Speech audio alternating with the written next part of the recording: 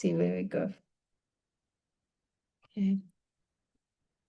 Okay, so off camera, we just did some review of paragraph 17. So I just want to hear from people, what did you understand from paragraph 17? This is review from last week. Just, I'm going to call on Yoni and Miriam and Sylvia, whoever wants to participate. Yoni, yeah. Okay, so basically it's that we're constantly being renewed and our vitality is coming into our body like from the aspect of Hashem that is not light, which is called Ein Ha'amiti, and because it's higher than light, so it's not called light.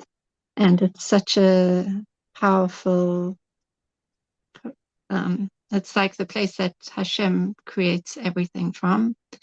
And it's happening so fast that we don't know that it's happening. And our life force is coming into our body and returning to Hashem, but it keeps on being recreated in the exact form that we are. Yeah, and that's it. But there were some paragraphs and things that I didn't understand. Okay. What is the mashal that is closest to that process? Lightning. Lightning, except that lightning doesn't come out again in the same form. It just comes out differently every time. Okay, good. And why couldn't he use the mashal of the sun to describe this process? Why did he bring a new mashal of lightning? I think because the sun's rays sit on the earth and they just like dwell there. They don't seem to be returning, I think. Right. No, you're correct. So let's see if somebody else, that was a good summary. Well done. So let's see if somebody else can add to that, or also to answer this question, why did we need the mashal of the lightning? What is it about the mashal of the sun or the candlelight that we've had up until now? Why didn't that really illustrate for us this process of going back into the ayin? Miriam or Tzavir, do you want to try and answer that?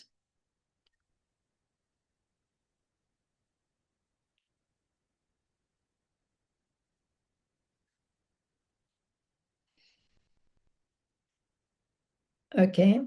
Tzavir, would you like to? Miriam says not now. Let's see. I'm struggling because I'm trying to read through chapter 17 by moving last week's recording, but it's not all there. I can't find the whole text of chapter 17 from last week's recording. It's like keeps going back. So I don't know, but I'm gonna read that section again because the section is here. I can't find the text somehow with English translation. Oh, it's on the Google Drive under chapter 3. In Let me section. look again. I might not have it. I don't know why. Yeah. So you can connect storage from the WhatsApp group. Okay. So I'm not going to ask you to answer that question. Sippy, were you with us? Were you doing some review here? Oh, okay. So basically the reason that and BH, do you want to answer this question? Or do you want to give us a summary? You can write it in the chat if you want. Okay, so the reason that the sun was not a good mashal is kind of like you were saying, Yoni, but that the sunlight is more like an extension of the sun because it's very similar to the sunlight is very similar to its source. It's luminous. So like with the candle as well, the light just kind of diffuses from the source. there's not the sense of it's having to go back into its source and be renewed. And so the lightning gives us that different dimension, where the lightning is coming out of a place where there's no light, where it's darkness. It precedes light, and then this light comes out and then goes back into its source and then comes back out.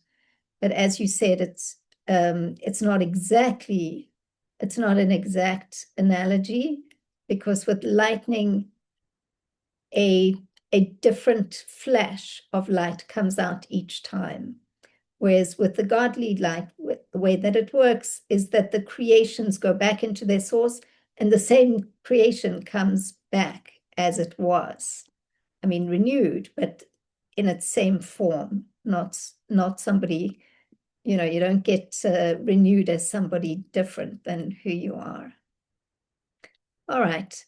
So that was the main focus of paragraph 17, was to talk about that process of Ratzon Shov, and to give us a very vivid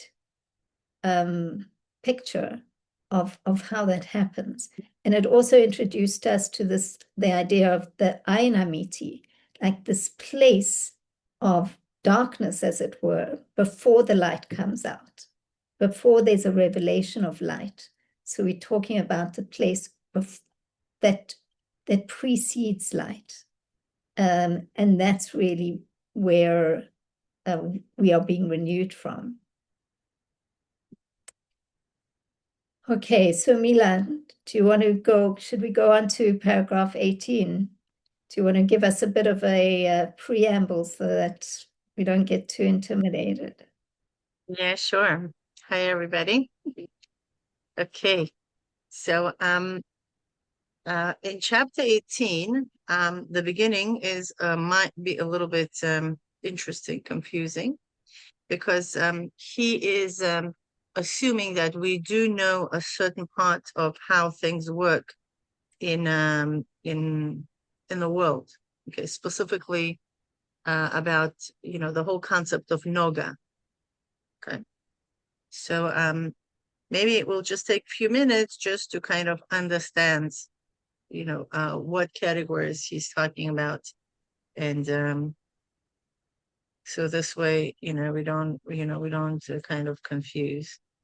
So I'm gonna have my whiteboard.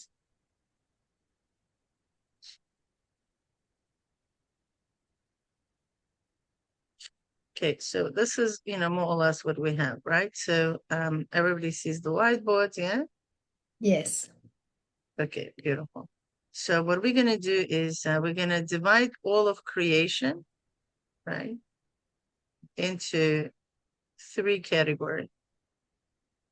Okay. Yeah, 1, 2, and 3. Right? So everything in this world goes into these 3 categories. Okay. So category number 1 is going to be Kedusha, right? It's holiness. It's a domain of holiness. I'm sorry, I'm just writing with my mouse, so it's not Kedusha. Okay. Then there is Klipas Noga. It's a shiny klipa. Right. We're not going to go into mamish like details, what it is and how it was created and so on and so forth, right? But we just know that they're klipas noga. Klipas noga, these are, we call it like par of things. It's a par of things in the world, like piece of paper, piece of parchment, and so on and so forth, right? And then there is 3, okay, klipes, right? This is tmeis, right? How you say tmeis? Contaminated? How you translate tmeis? Tame. Ken. Unclean. No, there's a word for it. Mm-hmm. Yeah, tame is defiled, right? Impure. Impure, right. Thank you. And 3 impure. pure clippers, right? Yeah, for example, orla, yeah, fruits of orla, right? Go into this category, number 3. Meaning the light of Hashem in the creation is in the state of asur. Asur means trapped, okay? And it cannot be elevated other than by not eating it, okay, or by not engaging in it, right? So there's a light of Hashem that is trapped.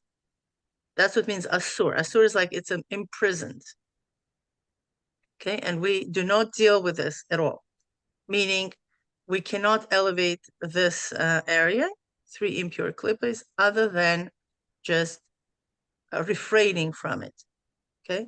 Now, klippas noga, this is, we mainly work with this klippa, meaning klippas noga, there is spark of holiness, okay? This is a spark, right? The spark of holiness included in this klippa.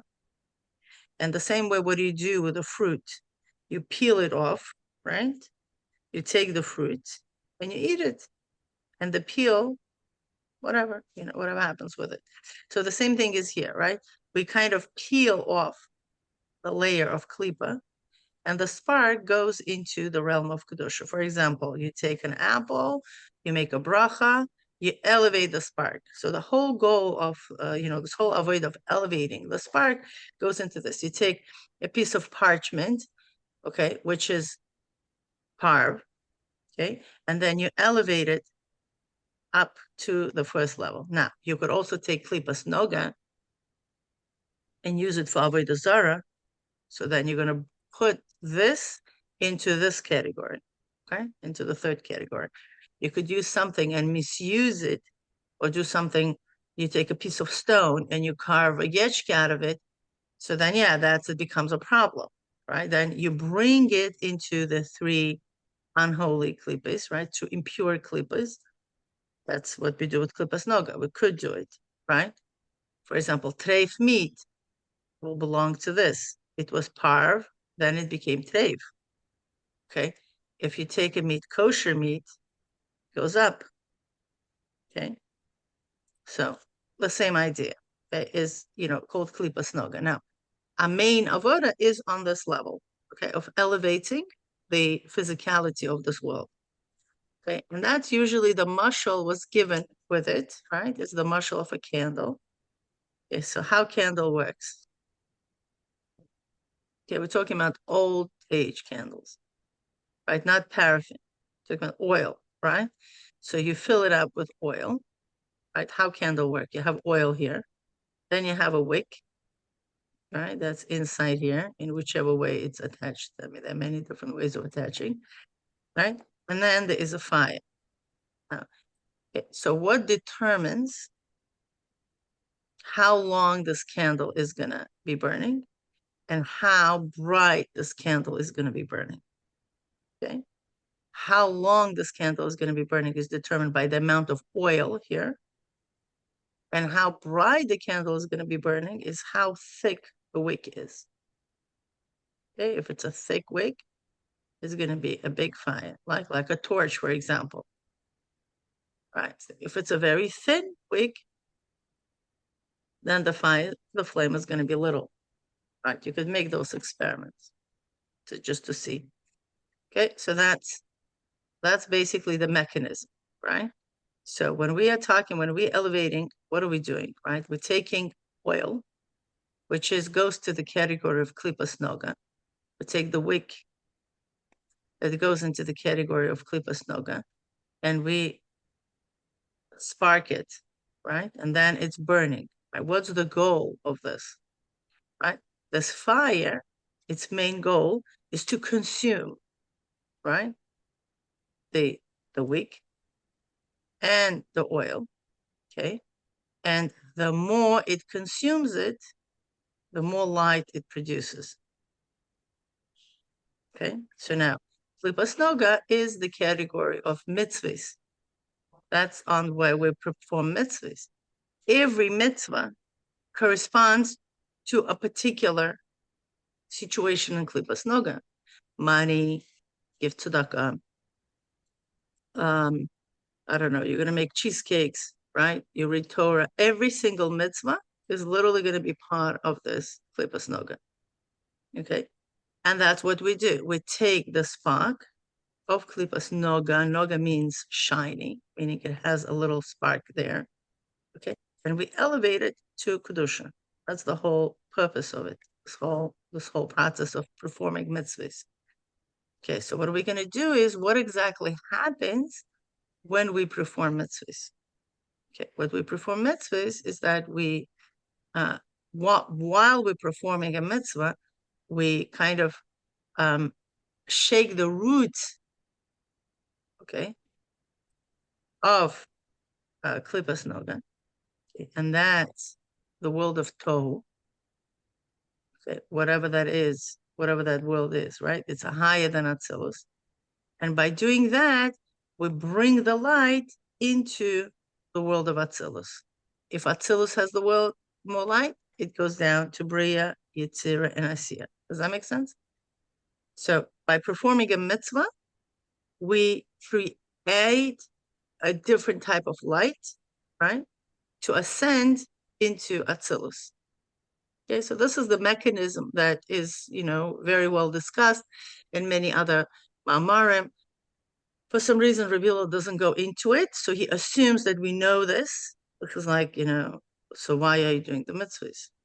But we, might be, not necessarily knowing all the intricacies, but this is the process, what he's going to refer to. Okay, so any questions on that? On this?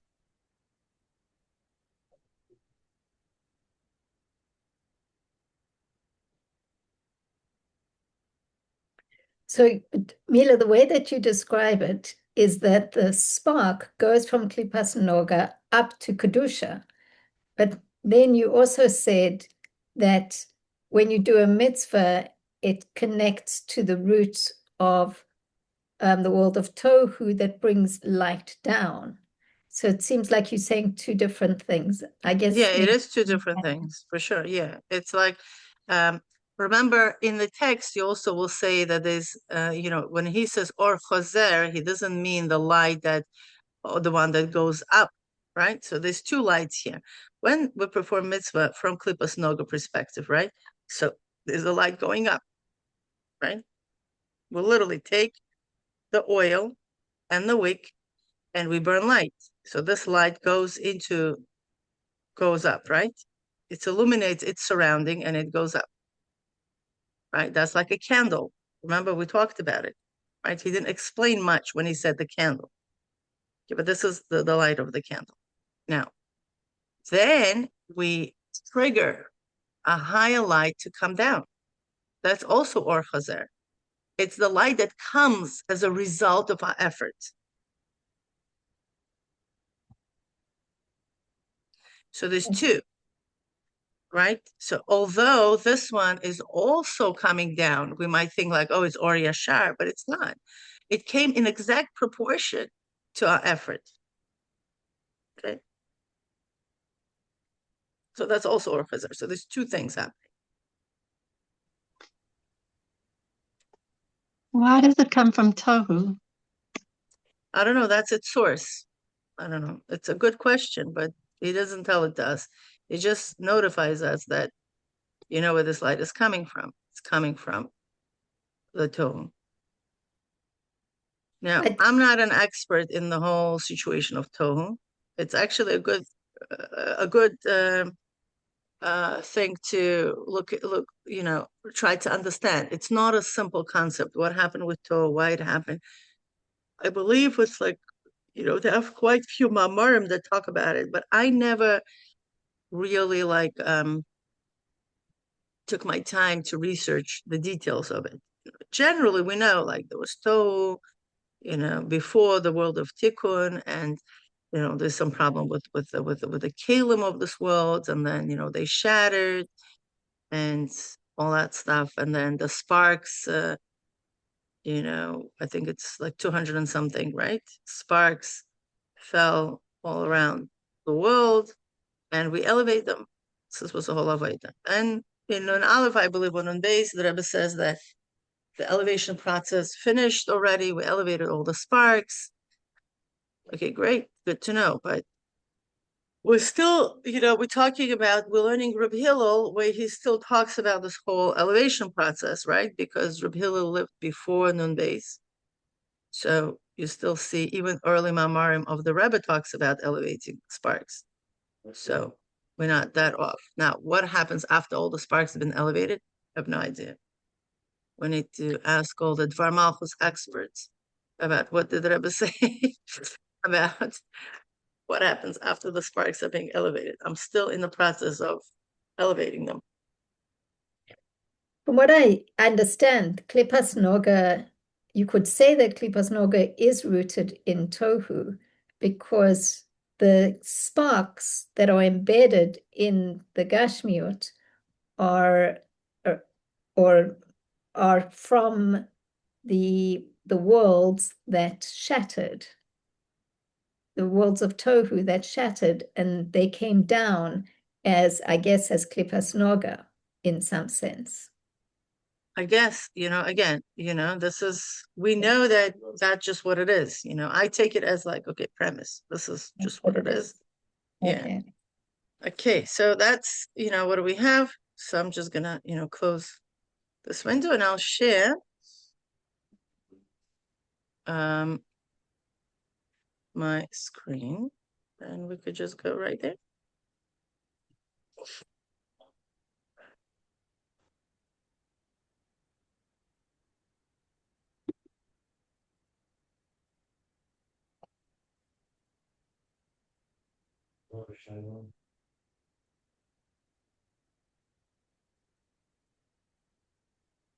Yeah, everybody sees? Yeah, could make it a bit bigger would be great. Okay, great.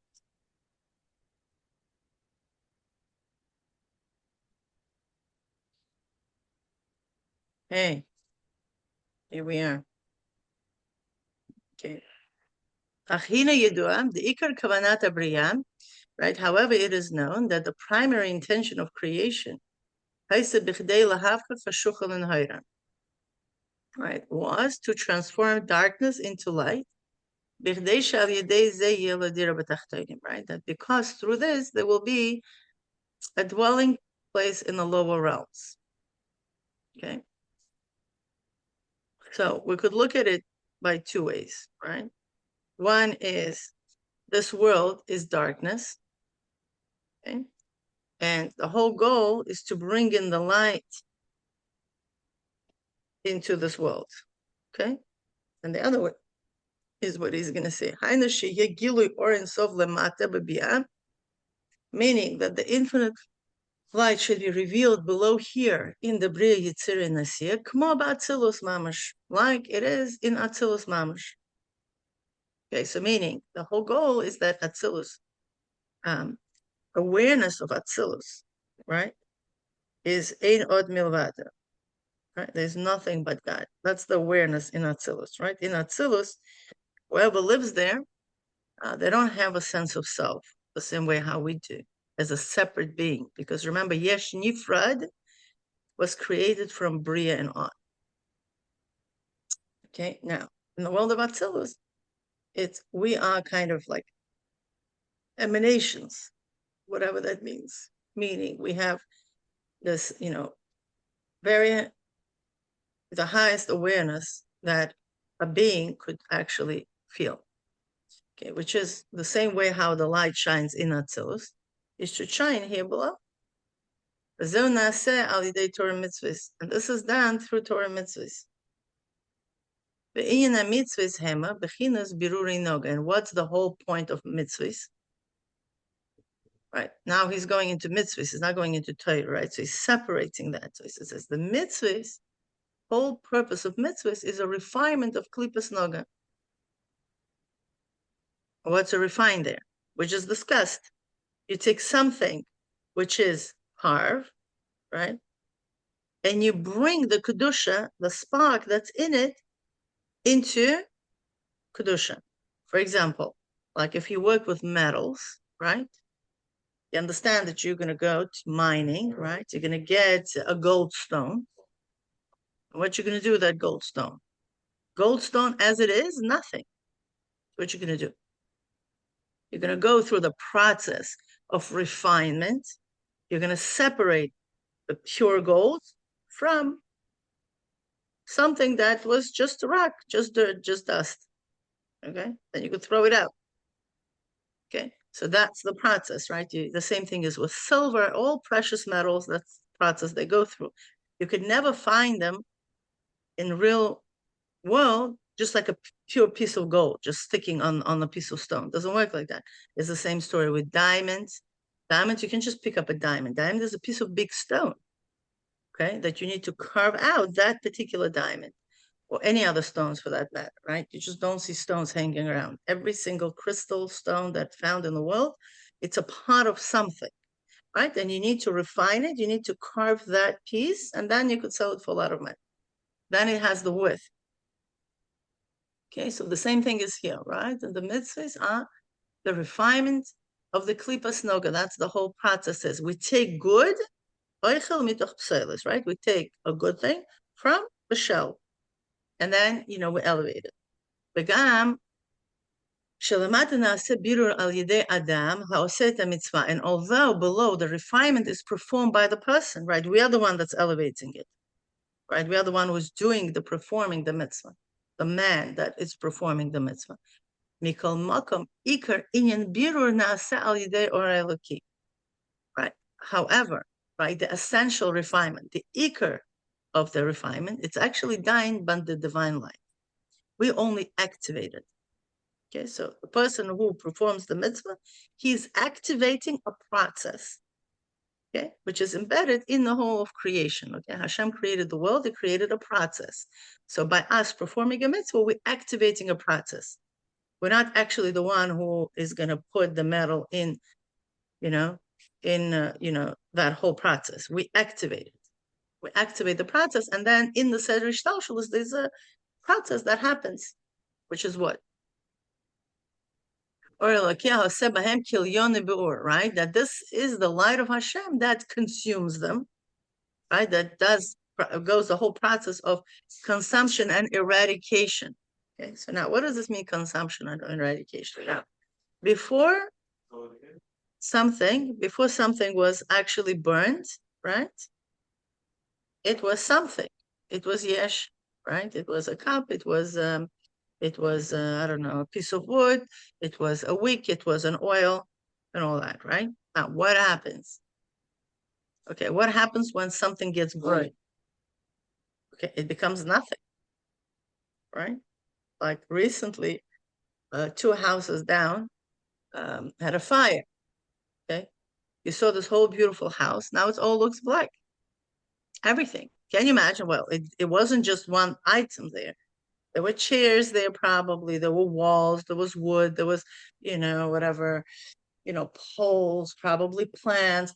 All this turned into ashes. Okay, so interesting. Look what happens with a fire. Fire consumes everything, and everything becomes carbon. Right? It decomposes everything to original elements, right? That's it. Just everything becomes carbon, right? As we know, carbon is the yesod of creation, very much, right? It all turns into dust and ashes, and it's phenomenal. Like everything looks black. Like whoa, like there was so many colors. I was under the impression everything is made out of hydrogen. Hydrogen? How is it? No, it's carbon. Hydrogen is a gas, right? It's the first element in the Mendeleev's chemistry, right? Chart. You look at it. Hydrogen is the first one that comes out. It's the most ruchniistic element that we have in this world. And that's how everything is formed in that. Through that, exactly. But it's a gas. Right, we still see things, after fire as a matter, and that's carbon. Okay, gas evaporates. That's it. right? God's not going to stay here. It's obviously has, also divided into water. Through the fire, water evaporates. It goes into the roughly 4 categories, right? Meaning it's fire, earth, wind, and water. Okay, so fire, the water evaporates. Okay, the earth turns into carbon, right? And the air also goes up. So the bottom line, the carbon is what remains. Okay, so we see the most Gashmi element is carbon. The whole Gashmias is created through carbon, mainly. That's what leaves left is ashes. Okay, so now the whole, so the consumption and eradication, right? So that process happens through Or Eloki. Okay.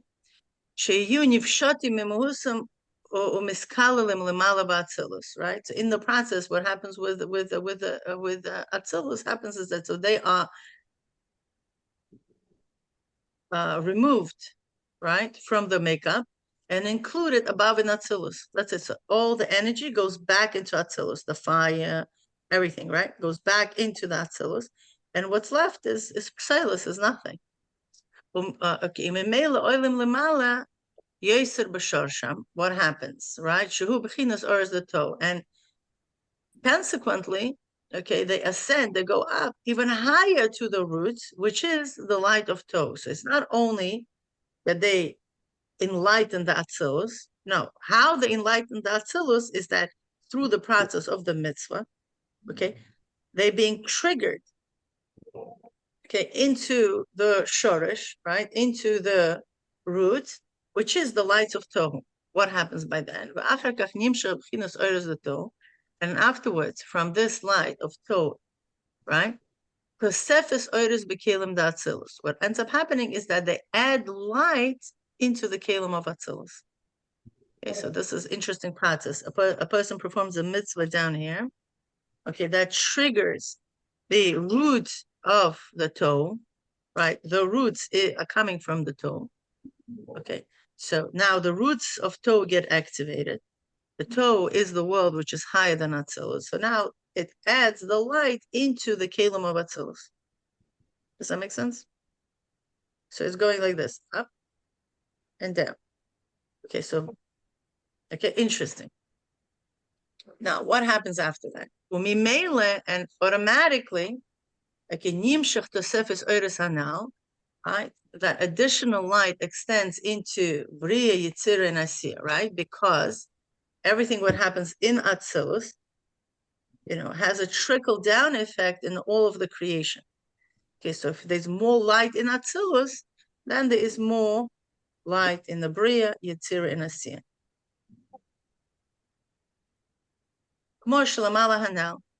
Right? And the Bia,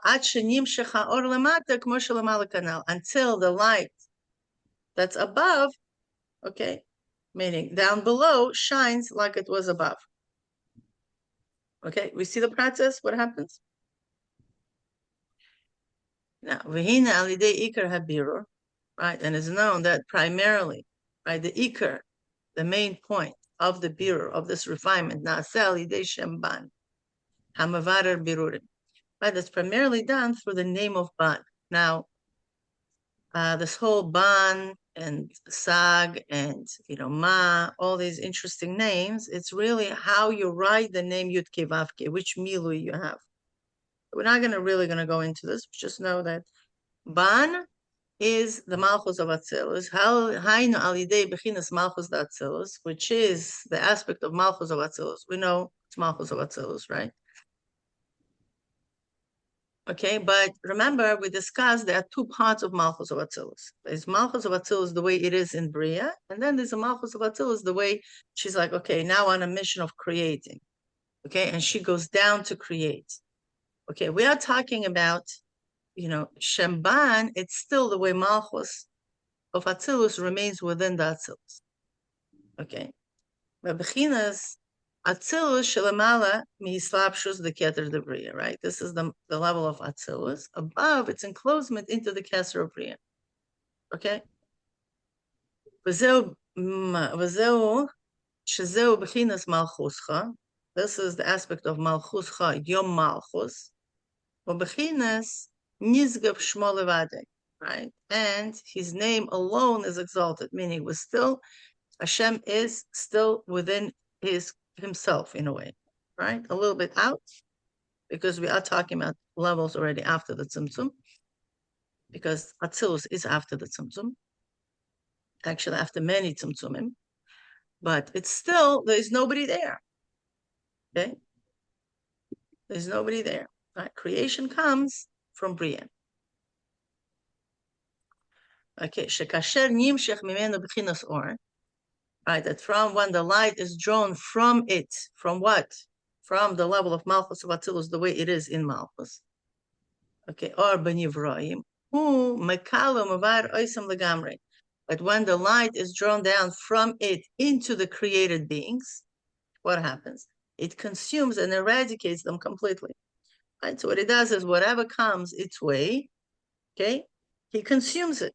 And the light is used for triggering, right, in a way. I know. Shehem nivshoti mimuhusam. What does this mean? He consumes them. Right? What is like really fire going on everywhere? No. What it means is that they are removed from the makeup. Right? All of its creation is made up of some things. What Malchus of Atzilus does is just consumes them by separating them, okay, to the essential elements, okay, and mabataling them in a way, okay. So they could be included in the light of Atzilus canal. What happens? And automatically mevarer, okay, bechinas noga shebechol nivra. And what ends up happening, automatically the aspect of noga within each of the creation, okay, is being refined. What happens then? Okay, so it's going to become like that. What happens then?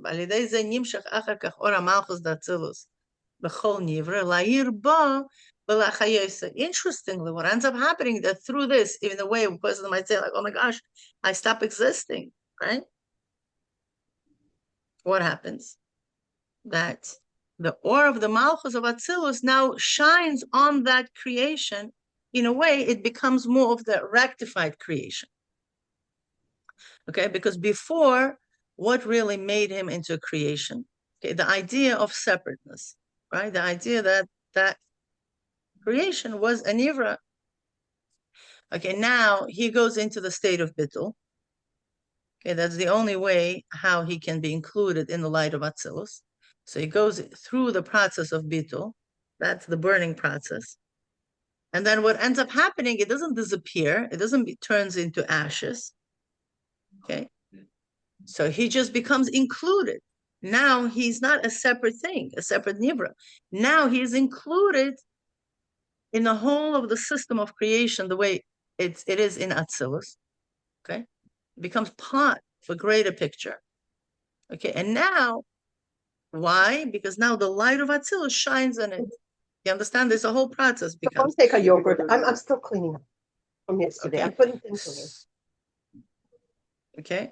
So that's what happens, right? So meaning the elevation process is not disappearance process. The elevation process is the elevation of the noga part. What's noga? Noga, I am a separate being. Okay, once that part is being elevated, okay, that part is the klipa, right? That part has to be burnt. We don't want that, right? We take the good part, the spark, okay? So once the spark is returned to its original place, we have a trickle-down effect into that creation, now not having a sense of being separate. Now then, okay, we have the light of Malchus of Atzilus, B'chol Nivra, in all of creation.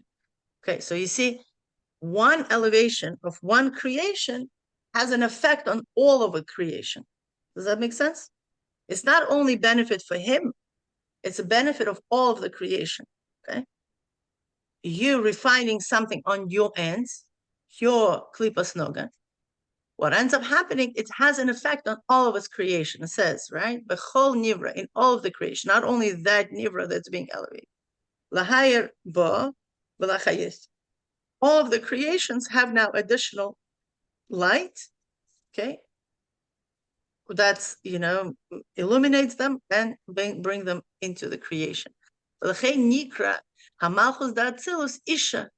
Right? Therefore, the Malchus, the Malchus of Atzilus is called fire, Tichla, I don't know how you pronounce it, right? It's a consuming fire.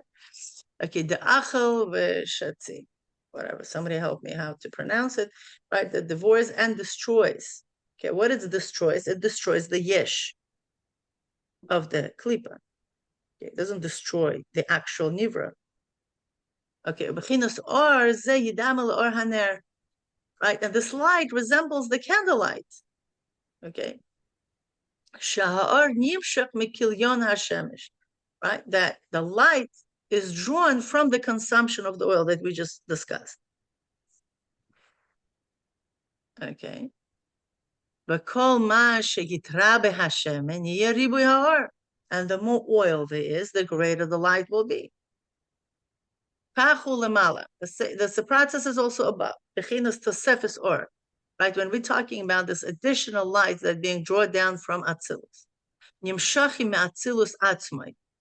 Right? They are being drawn down from Atzilus itself into the Bi'ah. This is in accordance to the birurim of the nivraim, that birurim of the creation being. Okay, ha'olin milamata lamata. Okay, so basically, okay, the process, the birur from below up causes the light of Atzilus to descend in exact proportion. You have more oil, you have more light. You have a little oil, you're going to have a little light. That's just how it works. Okay, the process. Now, does that remind you anything?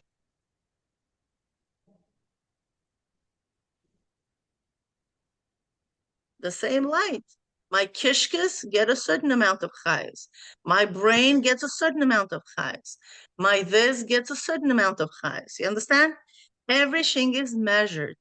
You don't just get free money. What do you need your money for? Right? Your kid comes, give me allowance. Okay, what are you going to use your money for? Oh, for this, for this, for this, for this. We're going to calculate. And we're going to send you the exact amount. So you don't spend on who knows what. Okay, so the same thing is with Malchus of Atzilus. You do birur, amazing. What do you mavarer? How much bitul you have? In that exact proportion, I'm going to give you back. Imagine, it's a feminine measure. You don't get free things.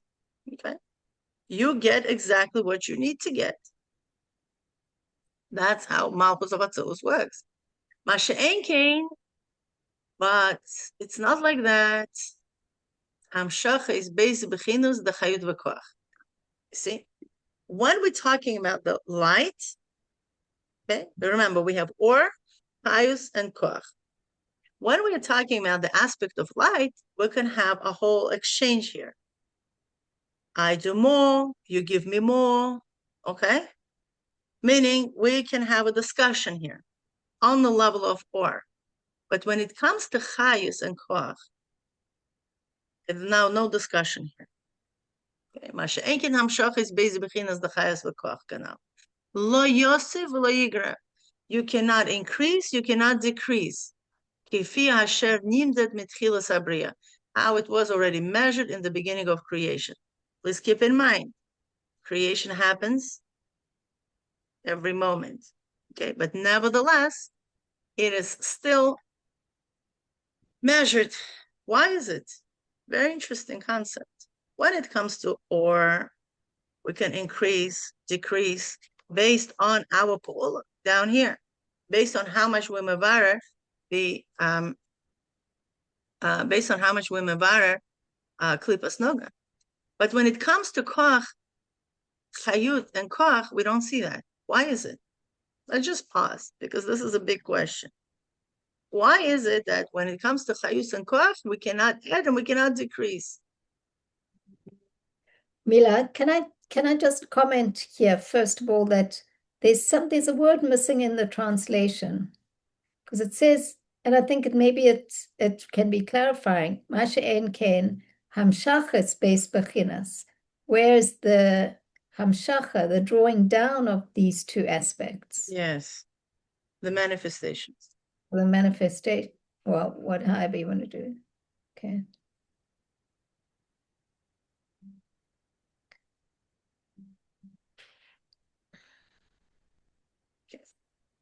Whereas the manifestation of two aspects of chayus and koach, right, mentioned earlier, neither increase nor decrease from what was measured at the beginning of creation, right? Why is it like that?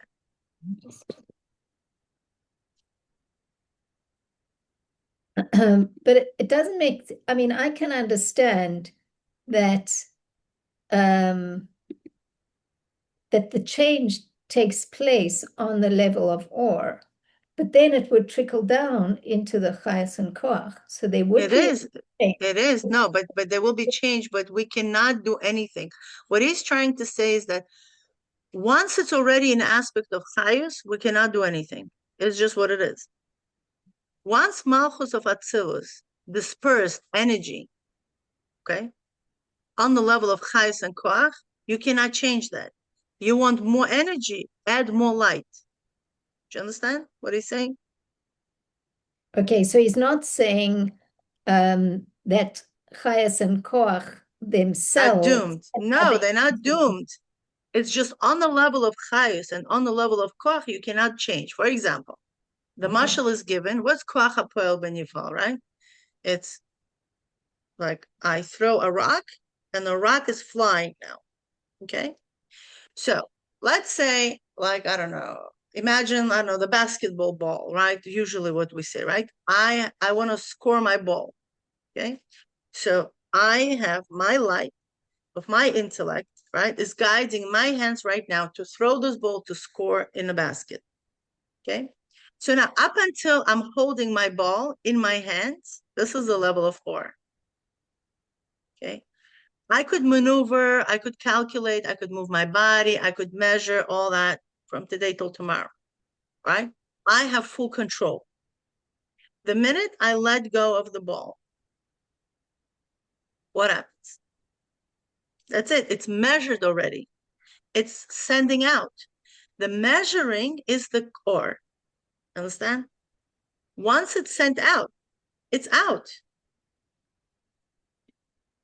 So just on a, like on a more personal level, do you think that we try to make change and we try to Exactly. make change on the level of chayes and koach and it doesn't? Exactly. It doesn't work. No, because it's done. It's done deal already. Understand? It's out. It's being now carried out. Nothing you can do to change it because it's already in a process of automation.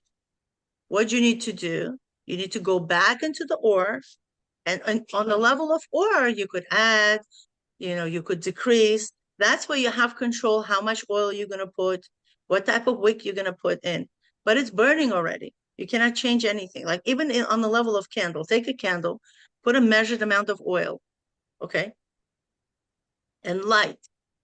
You don't like the light. Hanukkah candles, usually first day, you see all your kindlech are like playing with the lights. They put the wicks, they don't like the wick, they choose a different wick, they go to the store, this doesn't work. You understand? But once it's already lit, it's lit the way you put it in. It's not changing. You cannot by meditation, nothing will make it. You understand what I mean? It's done. What do you want, more light? No problem. Go put a different wick inside. You're gonna have more light. So then the question is really what does it mean for us to access the level of or, of light? Fine. But before that, let's first understand the mechanism that on the level of chayus and on the level of koach, we have full limitation here. Whatever was put in the or will come into the koach and chayus, period. So you want to change, okay? You need to work with the light, not with. It's like trying to control your arrow, Yeah. after it's already left your bow. What are you going to do there? Nothing. So what you need to do, you need to put another arrow. You didn't shoot, no problem. That's not the end of the story. You have another arrow by you, but another arrow. Now you do a better measuring. You do a better job. Okay. So now, what is it? So now let's go back, right? So we need to understand, and it's very important because then we're fighting the reality on the level of matter. Matter to matter will not work. You need to go into the energy, right? So once you tap into this godly energy, then you'll have a negotiation. But there's nothing to negotiate if there is not Tosefes Or, it does not exist there. So if you want to change, because Torah is Or, right? So if you go into Torah. That's an excellent way of looking at it, yeah. Or you perform mitzvahs. You could continue performing mitzvahs. That's not a problem. Whatever you choose, the mitzvahs will add more light. We're just discussing the process, but we should work on the level of light, not on the level of chayus and koach. That's what his bottom says. Because on the level of chayus and koach, he says, lo yigra lo yosif. Okay. Lo yosif lo yigra, whatever was it. Where are we? I think later he does actually say that the Torah going into like the study of Torah is more effective than. Okay, lo yasiv lo yigra, right? Yeah. So before we want to draw conclusions, let's just learn what he's saying. Then we're going to talk about how it applies to the personal avodah. But one thing we're getting very, very clear on the level of Or, there is a discussion. We can have a discussion how much light is going to come, how much light is not going to come, right? Meaning, Malchus of Atzilus is going to be very, very precise here. Mila, before you go forward, do you want to just have a look at the questions on the chat and Sure. deal with Oh them? my gosh, there's 7. Not all of them are relevant, but okay, let's go. Okay, sorry, I didn't see a message. Not now. Okay, I'd like to share this whiteboard. Oh, okay, good. Tohu means chaos. Tohu, I mean, yeah, it means chaos. I guess as a secondary name, but there was a whole process that happened before. I'll try to make my research because I don't want to say something which may not necessarily be something that is true. Or speculate. So I think what we need to do is just do our homework and really, look into what's tohu, what really happened there. But it talks about, I don't know, there were 7 kings. Probably there was a whole war, and I really don't have clarity. So I'm not going to say something that I don't know. But generally, there was some kind of explosion in the world of tohu. And that's how the tikkun was created. It was like a tikkun is more like of a rectified version in a way of, that's why it stands for tikkun, is rectification of something that preceded before. So maybe that's why the scientists getting this idea of a Big Bang. I'm just joking. Okay, was just a joke. Okay, as we're speaking, I'm just kind of got an idea. So something did taka exploded.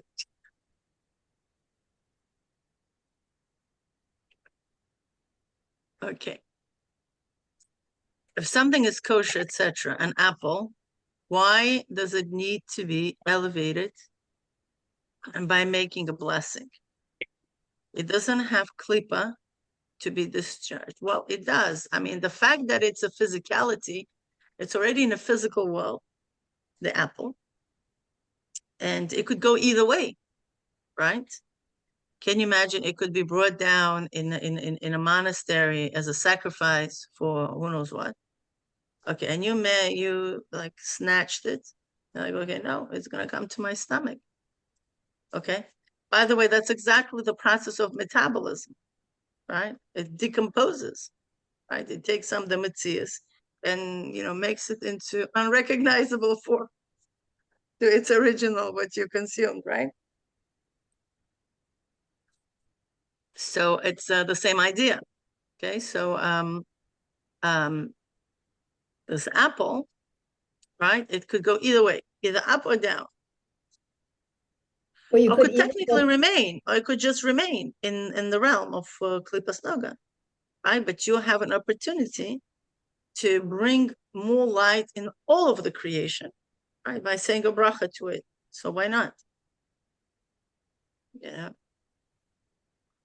It is kosher, but it doesn't mean it's automatically goes up. You know what I mean? In Israel, it's more complicated. An apple is not just an apple. Oh, tell me about it. Yeah, I couldn't, it's so funny. My whole time in Israel, I couldn't eat fruits. I'm like, this is ridiculous. Everywhere I travel in the world, this is the most kosher thing you could eat, right? Like, you just eat fruits. That's what could go wrong with fruits. You just buy an apple. In Israel, it was like a whole complicated thing. I went for 1 week without fruit. At one point, I just like complained to my kids. I was like, come on, get me some fruits. I cannot live like this. But yeah, with all Orla and Meiser and Truma and everything else what you need to do with fruits there. It's very, very complicated, especially when it comes Shemitah here. It's a whole. Okay. So then Miriam continues and says, so an aspect of our own klippa is removed and has nothing to do with the apple. Well, there is a spark of godliness that creates this apple, right? So this spark elevates it through our engagement with it. Now, let's say if it's an Orla apple, let's say, okay, that we should not be eating, that spark is being elevated, Alter Rebbe says in Tanya, by not engaging with it. You see, we have mitzvahs aseh and lo aseh. So the mitzvahs aseh is when we actually engage with it. And mitzvahs lo aseh, we elevate that part of physicality by not being engaged with it. Okay. So that's also being elevated. So the oil is compared to intention. The oil is compared to the physicality. I don't know, maybe it's also intention, but what I'm understanding is Bina Labina up. What is Bina Labina up? Then teachers bring learning down. Right, okay. So that's an excellent, which, Sarah is saying is Bina of Bina, right? You're connecting it to the first chapter. That's great. Because yes, the Bina of Bina is our desire to go up, right? And we activate, remember, the mashpia to give us. It's the same process. Okay, so our Isrusa Delatata, right? Our awakening from below activates the bringing down of the light of the mashpia, which is of Hashem, which is of Atzilus in this sense, right? Atzilus becomes like a mashpia to us. Okay, so now the mashpia is getting from lemala of Atzilus. That's actually excellent, Sarah, you're connecting it, because this process is something that we have already learned. So it's a known to us, but we're just applying the same principle to another aspect that we haven't learned yet. Okay, so the same way how a Talmud, by the Yigia, activates the mashpia to give, even more than what he could have measured to give. Because yes, we activate something which is higher than the source of the mashpia. Because if you remember, the source of the mashpia was on the level of ma'amik. Okay, and we are activating bina liba, which is higher than ma'amik. Okay, so the same idea, right? We are down below by klipas noga, activating the toe. That's higher than Atzilus. That allows Atzilus to give us more, because now Atzilus has more, so has more to give.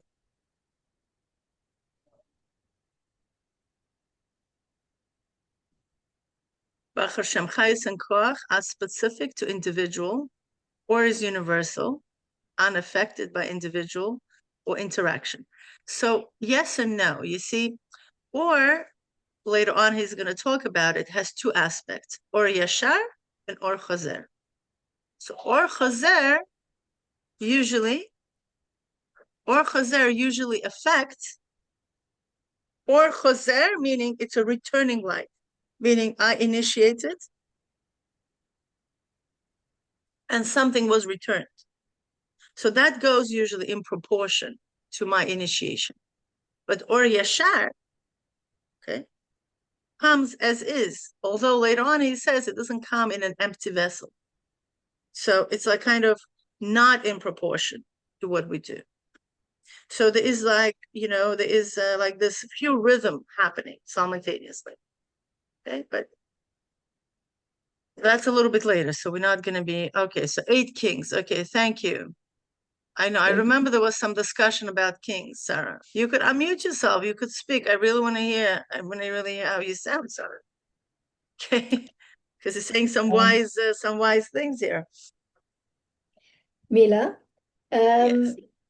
we had discussed that possibly we would be doing this class for an hour and a half and not for 2 hours. 11:30. I think we should end for now because I'm talking about end the discussion here because there's no point of moving forward with this. I think in general, this whole process of, realizing that we are affecting the or is a tremendous chiddush. Do you understand? It's not like, we are this, little individuals. So when you're going to make an amazing bracha on your cheesecake, whatever you do, mazenas or shako, that's, will have a tremendous impact on us here. We're going to feel it. Okay. Oh, here's what. So I think we also wanted to say that next week, we're not going to have a class because it's for people in America. It's a little bit soon after 2-day Yom Tov, and it's Isru Chag, not for those of us in Israel, but Beseder. So we're going to take a break for, it's basically 2 weeks, which also will give you an opportunity to review this a little bit, hopefully, and come back with a bit more clarity. Yeah. And I'm also going to share what I will find on Toe. I'm going to do my homework on Toe. But yeah, because it's coming up, it's kind of like interesting for me also. Because Toe is connected to Esav. Yeah, no wonder, right? That's why actually the intellect of Esav was rectified. That's why he was zeicha to be buried with Maras HaMachpelah. But apparently the emotions were like out of whack. So they were like, okay, like not yet. But now we see. Rabbeinu was from Toe. Yeah, okay, good. So you know what? Send me everything what you know about Toe. I just know random. I just, when you hear a sikha, they bring that down. So. Yeah. I kind of want to have like a hardcore mimer that we could reference and, send, and it's just going to be a supplementary. I don't think we're going to have a whole class on it, but, I'll just share in a group. So this way we kind of have like a background information. I think that's what's missing here. I feel like we mainly operate on a hearsay, like we heard here, we heard there. But I think if we could just get something, I would really appreciate if you'll send me any I don't have any but I'll just tell you one thing that stands out as you were talking is the midos do not interact. Every midah, it's a king on its own, and they don't interact, which means, let's say a king has to go out to war. So he has to speak with there's a minister of the war, there's minister of people, there's minister of finances, and they need to work together to really make this a success. But sounds like our president. But when they do not want to work with each other, when they do not assimilate with each other, that's a state of Toe. It's so basically state of Toe is like my way or highway. Basically. Exactly. Yeah. Okay, wow, that's it. But it's a very intense high level because the midah on its own is very, very powerful at that state. It's very strong, but yet in order to use it in tikkun, it has to integrate, it has to work with others. And that's so how, special. Wow, wow, wow. That's and as a very matter of fact, powerful. working on the midos throughout, the 7 weeks, that's the whole Indian of integrating them. And It's so interesting, right? Because he continues saying it here as well, that the whole point is his kalulus of the midas. Remember he said, that, Malach Michael, I guess it was a kind of like a learned lesson. Hashem said, no. From now on, I'm going to be very particular, that there's no midah stands on its own. And therefore, one had to include of all the other. So there's harmony. So there is, that's so interesting. Thank you so much. And it's also the avoida right now, because there was all the students of Rabbi Akiva. Each one was incredibly powerful, and each one felt that the other one needs to adopt to his, because even though they had the Avat Israel, they felt like in order for you to be great, you have to really be where I am.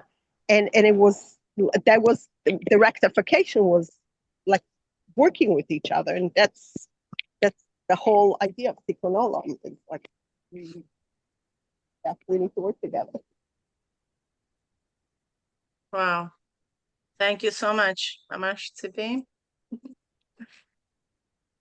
So Miriam asked an interesting question, because she says, if additional light is being drawn down from Tohu, it would seem that it's extremely negative. Oh, Not no, why? necessarily.